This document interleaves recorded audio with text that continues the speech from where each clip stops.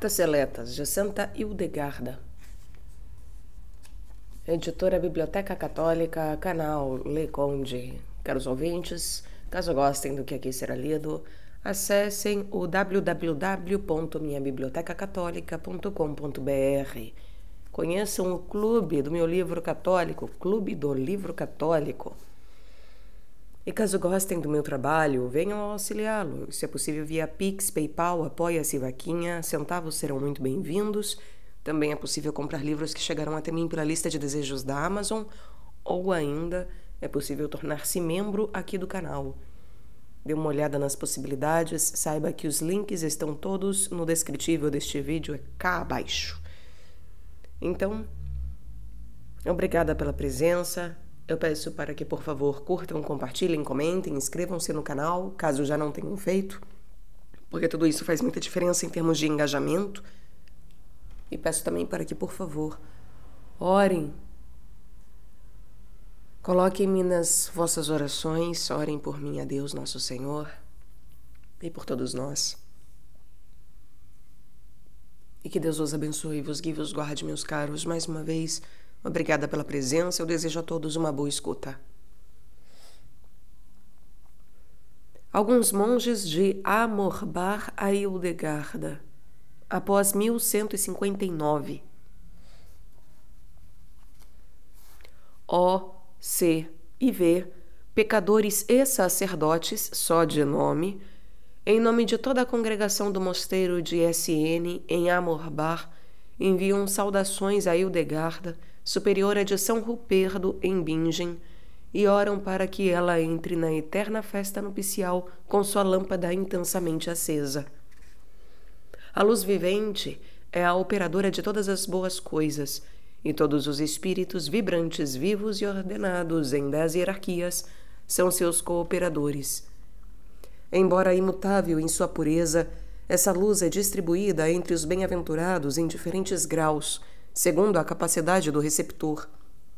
As ordens mais elevadas da corte real são inflamadas mais intensamente na medida em que estão mais próximas da fonte da luz, e na medida em que contemplam essa luz mais diretamente.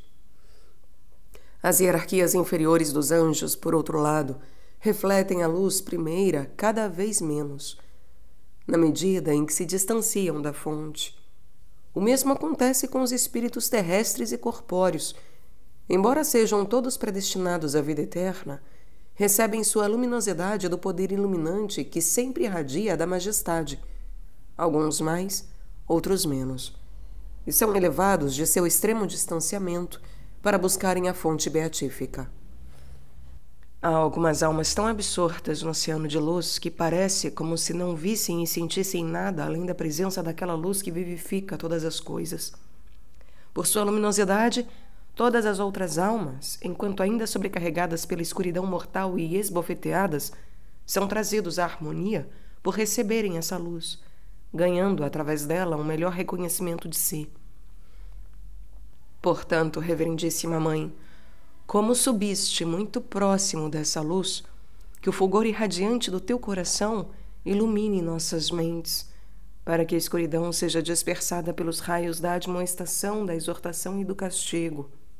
Como a iniquidade abunda e o amor se esfriou, sofremos hoje a escuridão do erro causado pelo cisma na Igreja, e como o sol da justiça tem sido eclipsado pela iniquidade reinante, a luz, isto é, a Igreja, se afastou, de muitos modos, de seus princípios originais.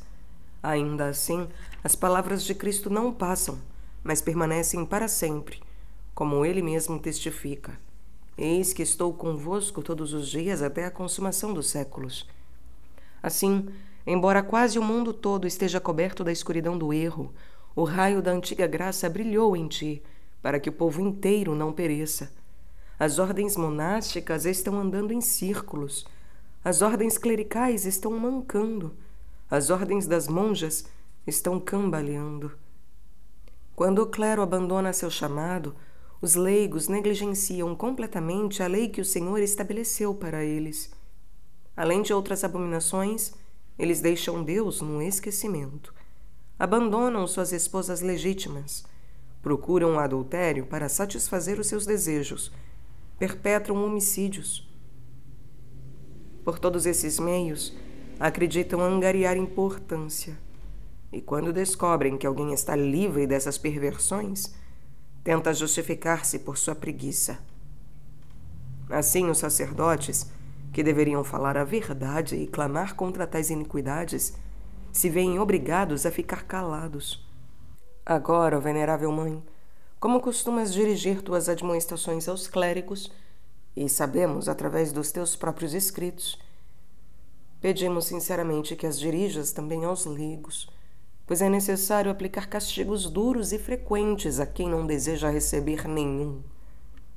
Como acreditam, ou melhor, como sabem que falas baseada na autoridade das visões e mandamentos, esperamos que inclinem seus corações às tuas palavras, prestando mais atenção a ti do que a nós, pois veem que somos instáveis por causa de nossos muitos pecados. Saudações. Senhora Tengwish a Hildegarda, 1148-50. A Hildegarda, Senhora das Noivas de Cristo, Tengwish, indigna superiora das irmãs de Andernach, faz votos de que ela se junte um dia às mais elevadas ordens de espíritos no céu. A fama de tua santidade se difundiu por toda parte e trouxe à nossa atenção coisas maravilhosas e extraordinárias. Sendo nós insignificantes, essa fama nos recomenda a altitude de teu excelente e extraordinário modo de vida religiosa. Soubemos de muitas pessoas que um anjo de cima te revela segredos do céu, embora a mente mortal tenha dificuldade em compreendê-los, e também revela as coisas que deves fazer, não de acordo com a sabedoria humana, mas como Deus te instrui. Contudo, ouvimos falar de certas práticas estranhas e irregulares que permites. Dizem que nos dias de festa, tuas virgens ficam em pé na igreja, com cabelos soltos, quando cantam os salmos, e que vestem branco e véus de seda, enquanto tocam o chão. Ademais, dizem que elas usam coroas de ouro bordado, nas quais há cruzes incrustadas nos dois lados e atrás, tendo uma figura do cordeiro na frente, e adornam os dedos com anéis de ouro. Tudo isso, apesar da proibição expressa do grande pastor da igreja, cuja admoestação é que as mulheres se comportem modestamente, não com cabelos frisados, nem com ouro, nem pérolas ou vestidos custosos. Além disso, não menos estranho para nós é o fato de admitires em tua comunidade somente mulheres de família nobre e abastada, rejeitando em absoluto as que são plebeias e pobres. Assim ficamos espantadas e confusas quando lembramos em nosso coração que o Senhor mesmo trouxe à igreja primitiva pescadores e pobres, e que depois, durante a conversão dos gentios, o bem-aventurado Pedro disse: na verdade, reconheço que Deus não fez acepção de pessoas. Tampouco deverias desconsiderar as palavras do apóstolo aos coríntios: nem muitos poderosos, nem muitos nobres, mas Deus escolheu as coisas vis e desprezíveis segundo o mundo. Examinamos cuidadosamente, na medida do possível, o precedente estabelecido pelos padres da Igreja, aos quais todas as pessoas espirituais devem se conformar, e não encontramos nada que se compare às tuas ações. Ó digna noiva de Cristo, tais práticas inauditas excedem em muito a capacidade de nosso entendimento e nos causam não pouco espanto. E embora nós, pobres mulherzinhas, nos alegremos de todo o coração e com toda estima por teu sucesso espiritual, contudo, gostaríamos que nos informasses um pouco sobre essa questão. Portanto, decidimos enviar-te esta humilde cartinha, ó Santa Mulher, para perguntar sobre que autoridade fundamentas essa tua prática. E pedimos com devoção e humildade à digna Senhora que não deixes de responder o mais breve possível. Saudações, e lembra-te de nós em tuas orações.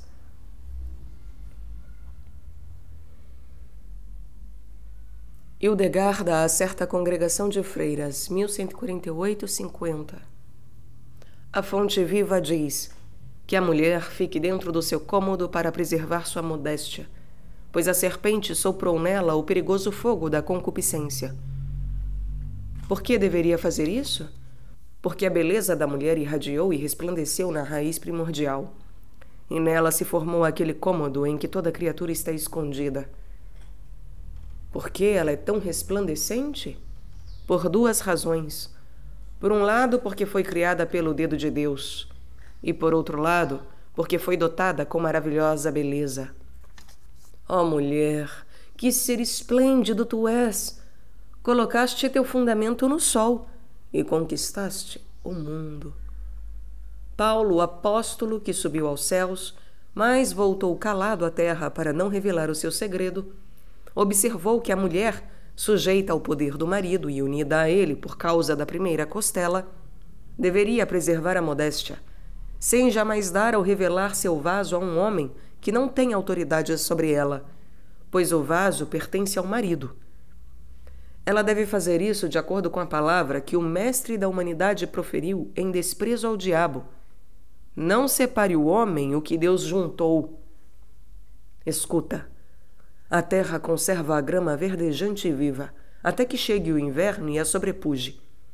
Então o inverno arranca a beleza da flor e a terra cobre sua força vital, de tal modo que não se pode manifestar, como se nunca tivesse desabrochado, porque o inverno a destrói. De modo similar, a mulher, uma vez casada, não deve dar lugar à orgulhosa ornamentação do cabelo e do corpo, nem se deve entregar à vaidade, usando uma coroa e outros ornamentos de ouro, exceto para agradar ao seu marido, e mesmo assim com moderação. Mas essas restrições não se aplicam a uma virgem, pois ela vive na pureza imaculada do paraíso, amável e verdejante, e sempre permanece na plena vitalidade do caule.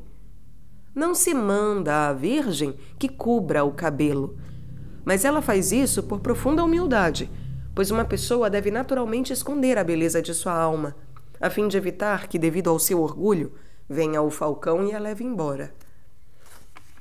As virgens se casam com santidade no Espírito Santo e na fulgurante aurora da virgindade. Assim, convém que se apresentem ao sumo sacerdote como oblações oferecidas a Deus. Portanto, pela permissão que lhe é concedida e segundo a revelação da inspiração mística do dedo de Deus, convém que a Virgem se vista de branco, símbolo manifesto do seu noivado com Cristo, considerando-se que a sua mente se torna uma só coisa com o tecido todo, e considerando-se aquele com quem ela se une, como está escrito. Tinham escrito sobre as suas frontes o nome dele e o nome de seu pai. E também, estes seguem o Cordeiro para onde quer que ele vá. Deus mantém um olho vigilante sobre cada pessoa, para que uma ordem inferior não se aposse de uma ordem superior, como fizeram Satanás e o primeiro homem, que queriam se elevar acima da sua posição. Ora, quem seria louco de colocar no mesmo celeiro, de modo indiscriminado, o gado, os jumentos, as ovelhas e as crianças? Assim fica claro que é necessário fazer uma distinção nesses assuntos, para que pessoas de diferente condição, agrupadas num mesmo lugar, não sejam, por um lado, dispersadas pelo orgulho da vaidade, nem, por outro lado, dispersadas pela desgraça do seu rebaixamento, cuidando para que a nobreza do caráter não seja destruída, pondo-se a lutar umas contra as outras por ódio. Essa destruição acontece naturalmente quando alguém de condição superior é rebaixado, ou quando alguém de condição inferior é elevado acima de quem é nobre.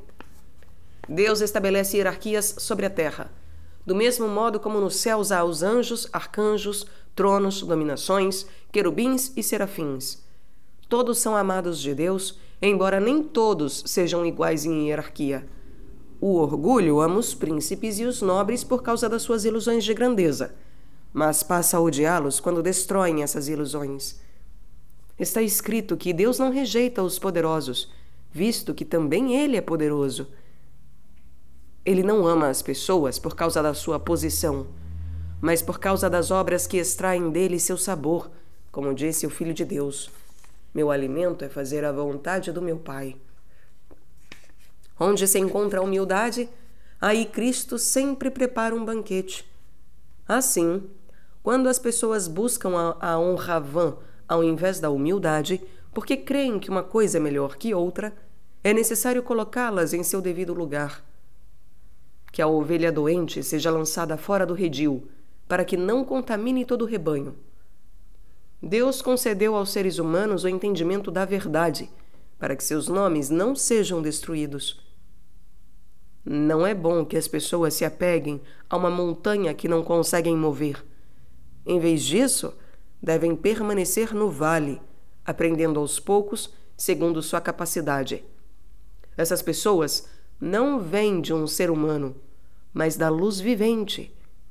Quem tem ouvidos para ouvir, considere e aceite a fonte dessas palavras. Cônego Ulrico a Hildegarda, antes de 1170.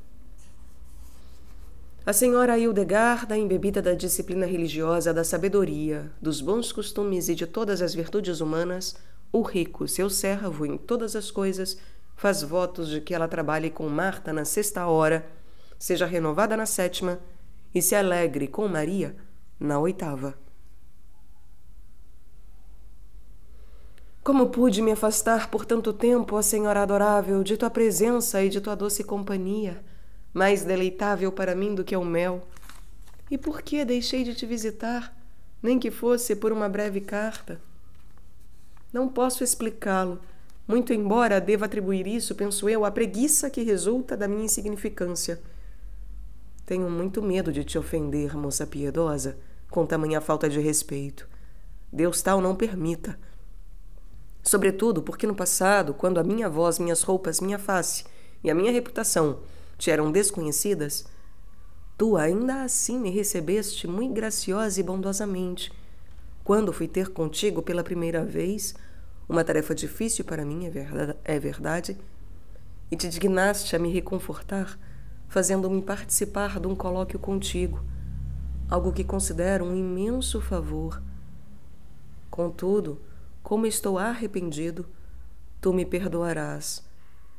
Minha mente nunca teve má vontade, mas me faltavam forças. Portanto, se posso fazer uma promessa veraz, faço votos de mudar meu proceder o mais rápido possível, se Deus me permitir. Entre mentes, por favor, lembra-te de mim, pobre pecador, em tuas orações diante de Deus. Hildegarda ao cônego Ulrico. Aquele que é vida revelou estas palavras para mim, dizendo: ó homem, és como a água agitada pela tempestade, mas que depois se acalma. A Vitória te diz: eu iria alegremente até ti, mas foges de mim quando escondes a face de tua mente. Assim, estás repleto de dúvidas, não tendo as asas da segurança, nem o desprezo pelo mundo. Ó cavaleiro, a ressurreição se manifestará a ti rapidamente, se te livrares do pó de tuas cinzas, dizendo: se não posso ficar diante do sol, que ao menos saia da lama e lave minhas vestimentas, encardidas com a sujeira moral do nosso tempo. Então a pomba te ungirá e lavará tuas feridas. Levanta-te agora e vive para sempre. Um abade a Hildegarda. Antes de 1166. N, humilde e indigno superior dos irmãos em Averbode, envia saudações a Hildegarda de Bingen, gloriosa serva de Cristo, coroada com as flores da santa virtude, com votos de que seja recompensada com a moeda prometida ao trabalhador no Evangelho por causa de seu zelo pela vida casta. Não cesso de derramar agradecimentos a Deus, que colocou tua elevada pessoa como uma lâmpada brilhante e fulgurante, não sob o alqueire, mas sobre o candelabro. Ele nunca deixou de cuidar de ti e de te aconselhar, ó venerável e santa Senhora, com a visitação de seus anjos e com a graça do seu Espírito. Ele espalhou tua fama por toda parte, como uma fragrância agradável, não só à Germânia, mas também em nossa região e em outras partes do mundo, de tal modo que podes dizer com o apóstolo: somos diante de Deus o bom odor de Cristo, em todos os lugares. Alegramo-nos por teu avançado progresso na fé e somos obrigados a dizer: quão bela te tornaste em deleites, ó filha do príncipe! Alegrar-nos-emos e regozijaremos em ti, lembrando-nos de teu seio mais do que do vinho. No teu seio, nós fracos vencemos nossa fraqueza, e cada um de nós, tendo nos tornado fortes e robustos, segundo a sabedoria que Deus te deu, tomou um alimento sólido, podendo dizer sem medo de reprimenda que teus lábios destilam a mirra, e os teus lábios são como um favo, ó amada esposa de Deus. Como uma cidade construída sobre o monte das virtudes, não podes ser escondida, porque Deus fez de ti uma coluna imóvel e inabalável no meio da sua igreja, para que em meio às lamentáveis crises deste mundo, seu povo, redimido ao preço de seu sangue, possa aprender o que deve buscar e o que deve evitar. Instruídos pelo exemplo de tua grande virtude, que possam avançar dia a dia e ascender vigorosamente de virtude em virtude para ver o Deus dos deuses em Sião. Confiante, pois, na proteção de tuas orações, embora eu mesmo não seja digno de receber uma coroa por teus trabalhos, espero que pelo menos escape ao castigo. Encomendo-me de todo o coração a tuas orações, porque muitas vezes ofendo a Deus por meus pecados. Saudações, amada Senhora. Ora ao Senhor por mim, indigno que sou, e invoca-o com as palavras que Deus mesmo te ensina. Hildegarda ao Abade. As setas das palavras maliciosas atiradas pelos infiéis e detratores são como um vento perigoso, que tomam de assalto o coração das pessoas. Essa é a tempestade iniciada pelo primeiro anjo quando desprezou a Deus. Como observo com frequência, tais ataques afligem até mesmo uma pessoa bem-aventurada e muito querida de Deus, pois o inimigo descobre sua felicidade e tenta oprimi-lo com essa tempestade, para que também caia. Contudo, não é poderoso o suficiente para arrancar a pessoa do seio de Deus. Embora as dificuldades e tribulações dos elementos recaiam sobre ele, conserva seu autodomínio, pois Deus vela sobre ele. Assim como a Igreja recebeu um novo nascimento no sangue de Cristo, assim também é apropriado que a água, dádiva do Espírito Santo, seja mesclada ao sangue de Cristo, pois o sangue de todo ser humano é maculado.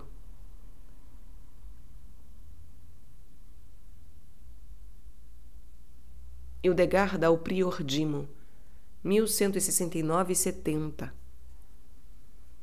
Vi e ouvi estas palavras numa verdadeira visão. A vida encara a morte e a vence, assim como Davi, um mero rapaz, venceu Golias. A montanha é visível porque é elevada, e o vale jaz debaixo dela, às vezes fazendo brotar flores em plena vitalidade, mas às vezes produzindo ervas daninhas, urtigas e espinhos. Entende, ó homem. 2 homens estavam sentados numa casa. Um deles era cavaleiro, o outro escravo. 2 mulheres sábias e belas foram até a casa, bateram à porta e lhes disseram: Vós vos tornastes conhecidos até mesmo em terras distantes, pois muitos alegam que detratastes o rei, e o rei mandou perguntar: Quem são estes infames para dizerem tais coisas de mim? Portanto, escutai nosso conselho, pois vos trará a vitória. Eu sou a humildade. Vim à existência por ocasião da encarnação do Filho de Deus, e calquei a morte sob meus pés. As obras da obediência são uma montanha, e a benevolência um vale repleto de flores, ainda que muitas vezes produza ortigas e espinhos, que são alimentados pela chuva dos pecados. Escuta, portanto, ó homem, pois teu coração é a casa onde estão sentados o cavaleiro e o escravo, isto é, a obediência e o orgulho. À porta de tua mente batem as 2 mulheres, o amor divino e a humildade, para te impedir de cometer todos os pecados que serias capaz de cometer. Faz com que o cavaleiro domine o escravo, para que não calque a beleza da obediência sob seus pés, pois o orgulho diz: as correntes com que prendo a humanidade não podem ser quebradas.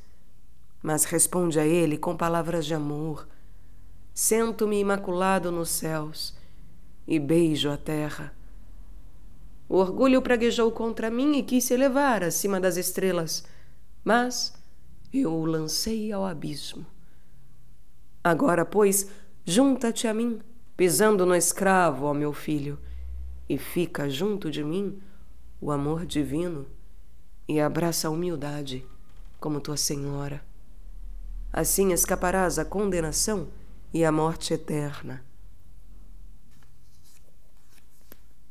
Hildegarda a certa congregação de monges, 1169-70. Olhei para a fonte puríssima e ouvi estas palavras.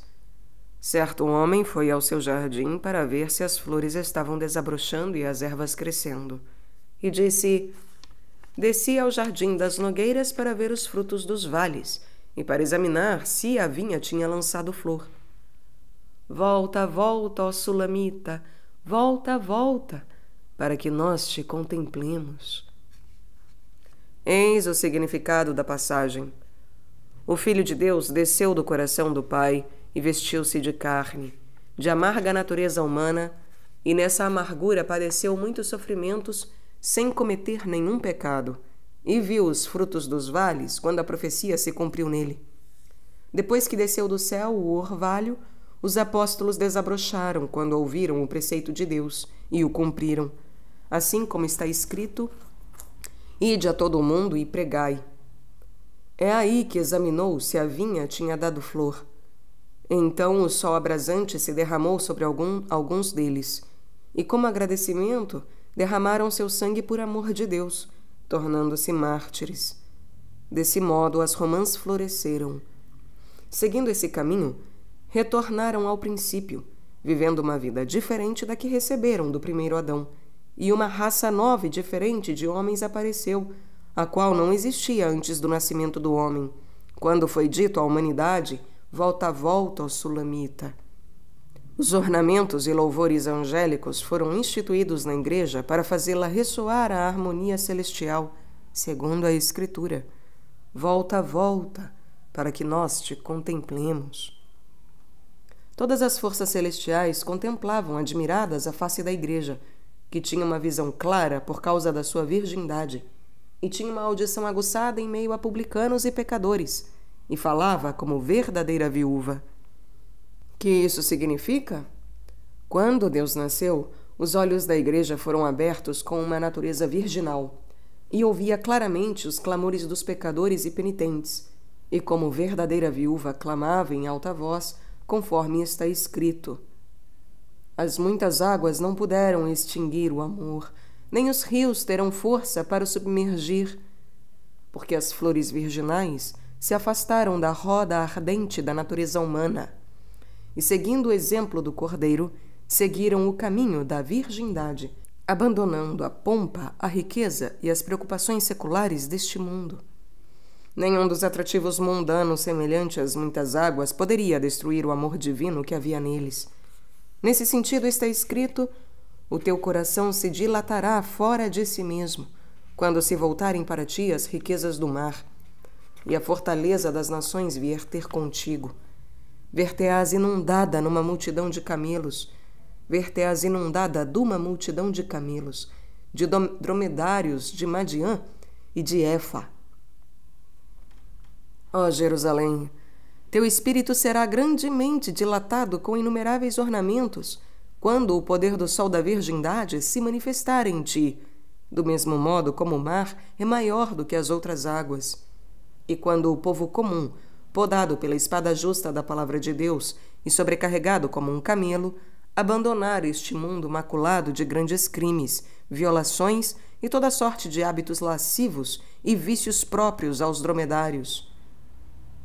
Agora, pois, ouvi e entendei, ó amados filhos de Jerusalém, pois fostes chamados e vos recolheis como pombas no esconderijo aberto no muro do jardim. Vós vestis o manto de Cristo, que vestiu aquele manto sem costura, quando assumiu a humanidade, permanecendo íntegro em sua divindade. Portanto, segui os passos daquele que disse: não como eu quero, mas como tu queres, ó Pai. E unidos pelo vínculo aéreo da obediência, segui seu exemplo que aparece refletido em nosso superior. Pois assim como o homem vê sua face no espelho, assim também vós vedes a face de Deus no superior. Abençoai-o e dizei: Senhor e Mestre, seguiremos o exemplo que nos deste. Deveis sempre ter diante dos olhos da mente o destino do primeiro anjo caído, que soberbamente se recusou a se submeter a seu mestre, elevando-se acima dele em seu próprio entendimento, mas foi lançado no abismo pelas mãos do seu mestre. Portanto, cuidado para não serdes censurados da mesma maneira, por causa da vossa cegueira e por causa da detração que fazeis de vosso superior. Mesmo que vosso mestre vos ameace punir com a vara da disciplina, humilhai-vos diante dele com mansa devoção, dizendo: ó Pai, não podemos suportar isso, e rogamos que nos poupe. De cabeça baixa, buscai humildemente conselho junto a outros mestres, e fazei-o com devida discrição e disciplina, para que não sejais acusado no céu diante do vosso mestre. Ó filhos amados, lembrai-vos com que zelo fostes plantados, e tomai cuidado para que não vos desvieis. Que Deus vos conte entre os números de ouro, e que o sol fulgurante do Espírito Santo vos enraize em tudo o que é bom. Hildegard da Abadesa Richards, 1151-52. Filha, dá ouvidos a mim, tua mãe, que te fala no espírito. Meu pesar sobe aos céus. Minha tristeza está destruindo a grande confiança e consolo que outrora tive na humanidade. De hoje em diante digo, é melhor confiar no Senhor que confiar nos príncipes. O significado desse versículo é que a pessoa deve contemplar a majestade vivente com uma visão livre de amor terreno e de fé débil, que é enfraquecida pelo humor aéreo da terra. A pessoa que busca a Deus direciona o olhar para o sol, como uma águia. Por essa razão, ninguém deve depender de um nobre, pois ele certamente secará como uma flor. Eu mesma cometi esse erro por causa do meu amor por certo indivíduo nobre.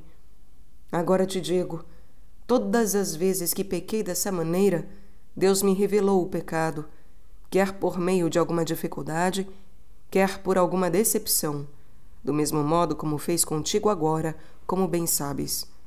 Novamente te digo, ai de mim, que sou mãe, ai de mim, ó minha filha. Por que me esqueceste, como uma órfã? Amava tanto a nobreza de teu caráter, tua sabedoria, tua castidade, teu espírito e todos os aspectos de tua vida. Amava tanto que algumas pessoas me diziam: o que estás fazendo? Que todos os infelizes como eu se lamentem comigo, todos que no amor de Deus cultivaram em seus corações e mentes tamanho amor por uma pessoa, como o amor que sinto por ti, a qual se afastou num instante, como aconteceu contigo. De qualquer modo, que o anjo de Deus ande diante de ti, que o Filho de Deus te proteja e que sua mãe vigie sobre ti. Lembra-te de tua pobre mãe desolada, Hildegarda, para que tua felicidade não pereça.